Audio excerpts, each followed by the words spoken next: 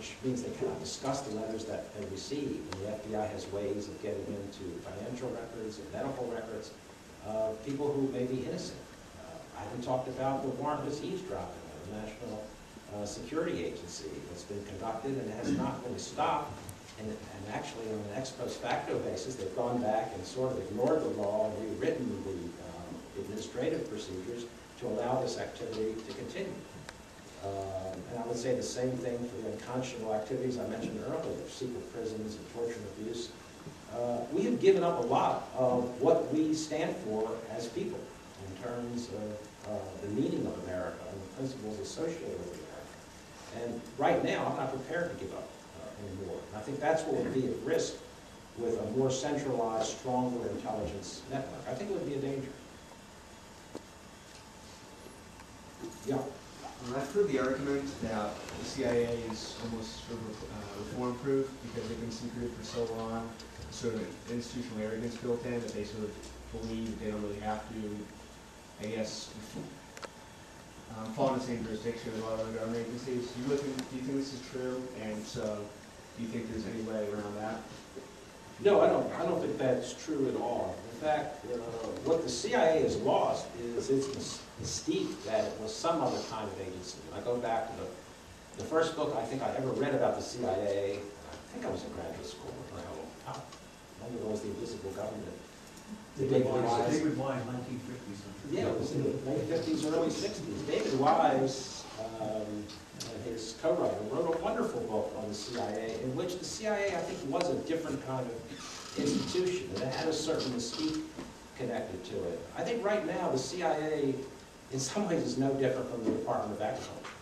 And I think even the CIA understands that. The problem is the Oversight Committee has given up too much ground to the CIA, and the Pentagon has captured too much of that ground that the CIA formerly operated in. And the laws that are on the books and the procedures that are on the books are being observed in the breach.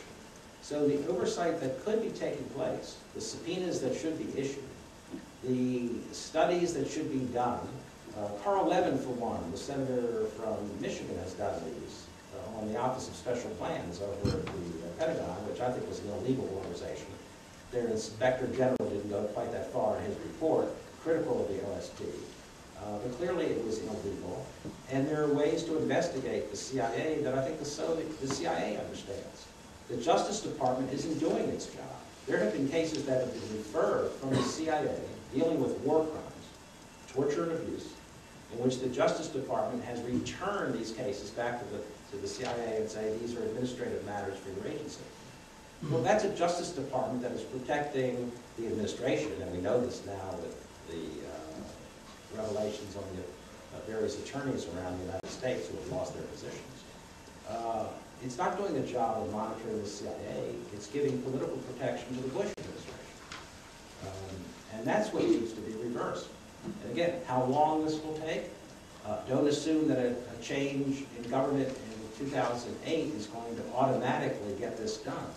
A lot of damage has taken place over the last 5 or 6 years. It's going to be hard to correct all. Yeah. I'm wondering what's going to happen in Pakistan if the Bush government might try and push Musharraf to go into the tribal areas to look for Osama and others. And with the weakness of the Musharraf government, then you mentioned the foreign intelligence in Pakistan. Can you comment on some of that? Yeah.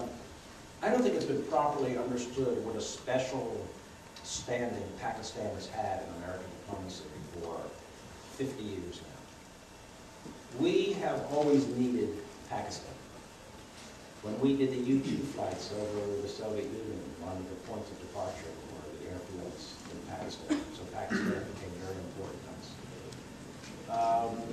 In the 1980s, we ignored Pakistan's nuclear program because they were the conduit for our support of the Mujahideen in Afghanistan. So we covered up intelligence. There was real suppression of significant intelligence in the 1980s. When Kissinger and Nixon conducted the opening to China, the secret launching point for all of this summitry until the big Nixon open visit was Pakistan. Nixon protected the Kissinger trips in which he disappeared for a couple of days and actually made a secret trip into China. And now we're very dependent on Pakistan for the information we get on al-Qaeda, because they've been extremely helpful. But Musharraf will put his entire government at risk if he went into Waziristan, where the al-Qaeda forces have essentially reassembled and where a lot of people think bin Laden is. So Cheney can go there and he can make his case, but I don't think there's a better political survivor out there than Musharraf, who is sitting on top of one of the most delicate political situations in the world, but his instincts for survival tell him that he cannot do this.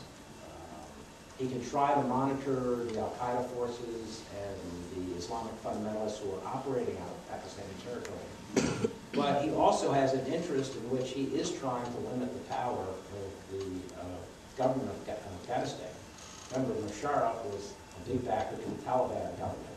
He's always wanted a government in Kabul that would have some allegiance to Pakistan, so he could devote all of his attention to India, where we've signed, frankly, a nuclear treaty that I think is counter to our interests and counter proliferation, and goes against, I think, the objective of the Non-Proliferation Treaty of 1969. So Musharraf has a very difficult situation. If we put too much pressure on Musharraf, the worst thing that could happen is we would start the process in which that government would unravel, and it would certainly go in a fundamentalist direction. And the position that we have right now, which I think is one of the worst strategic positions we've ever had to deal with since the end of World War II, would unravel even more. Cheney is probably one of the few people who doesn't understand this, and that's why he was the one who went out to Pakistan to deliver this message to Musharraf, but the message made no sense. If Musharraf goes down, the only, you just see the fundamentalists under that. I think in terms of their ability to get power on the street, you would either end up with an extreme military dictatorship, more extreme than the one that currently exists in Pakistan, or you would have such disarray and discontinuity that the most important power on the street would be the Islamic fundamentalists. Yeah. Two questions. One is, do you see the impact today? I think you somewhat talked about this. I believe that it was maybe in the 70s when there was a shift from collecting intelligence, less and less from the actual human element of people actually, going out and doing the spying, and more reliance on technical, from the sky kind of thing, that occurred, I think, in the 70s, maybe perhaps during Stansfield Turner's reign, I'm not quite sure, and how that impacts today, if I've got this somewhat straight. And also, the reverberations of those decisions to spend more bang for your buck, perhaps from other ways of gathering information, and cutting back severely on, human beings going out there. And the other thing is just sort of how you feel about Valerie Plame. Two very different issues. Let me deal with the issue of human clandestine collection versus technical collection first, and then talk about that. There are two arguments given for the so-called decline in human intelligence. One is the issue you cite that Turner came in. This was Carter administration. Carter was hostile to the CIA. He wanted to cut it back.